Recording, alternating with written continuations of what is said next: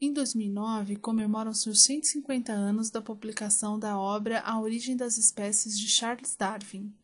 Pode-se afirmar que a história da biologia evolutiva iniciou-se com Darwin porque ele a. Foi o primeiro cientista a propor um sistema de classificação para os seres vivos que serviu de base para sua teoria evolutiva da sobrevivência dos mais aptos. B.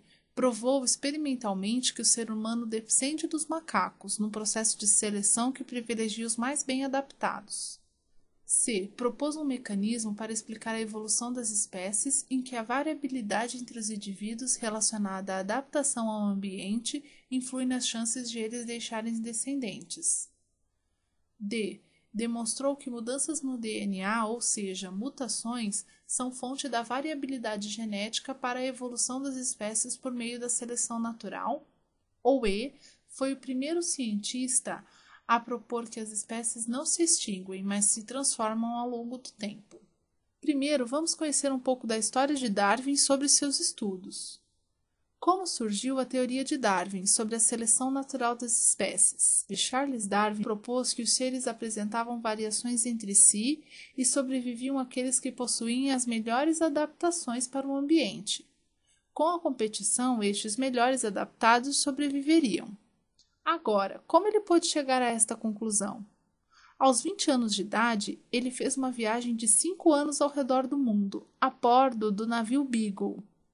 Ele aportou nas ilhas do arquipélago de Galápagos, de origem vulcânica e mais novas que o continente, onde ele encontrou uma variedade enorme de espécies onde só havia naquele lugar. Ele observou a existência de 13 variações do pássaro tentilhão, que variava pela forma do bico, cor e hábitos alimentares. Ele pensou que eles teriam um ancestral comum que gerou todas essas diferenciações. Assim, a natureza selecionaria os mais adaptados. Vamos entender na prática como esta teoria funciona. Imagine duas populações de ratos, uma cinzenta e uma albina. No meio ambiente, os cinzentos estão camuflados, enquanto os albinos estão mais visíveis, inclusive para os caçadores. Como estão mais visíveis, a população reduzirá. Já a população de rato cinzenta aumentará, já que encontram no ambiente possibilidades de nascer, crescer, se desenvolver e reproduzir mais facilmente que os da raça albina. Darwin chamou este processo de seleção natural. Portanto, já pressupunha a existência de uma variação entre organismos da mesma espécie. Agora, como esta variabilidade ocorreu dentro da espécie? O neodarwinismo chegou para explicar. Esta questão só pôde ser respondida no início do século XX, com o conhecimento e o estudo dos genes. Hoje sabemos que o que faz com que as diferenças ocorram dentro da mesma espécie é derivada de mutações e recombinações gênicas.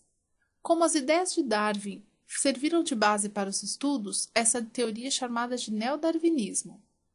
Vamos às alternativas. Como mostrado, a alternativa que responde corretamente à questão é a alternativa C, e a questão está encerrada.